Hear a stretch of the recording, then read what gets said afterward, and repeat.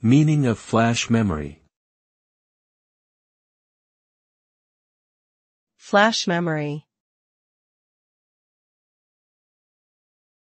Flash memory. Flash memory. Flash memory.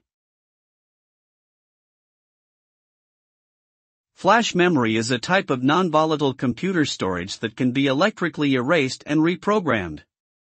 Unlike volatile random access memory, RAM, which loses data when power is turned off, flash memory retains its data even when the power is off.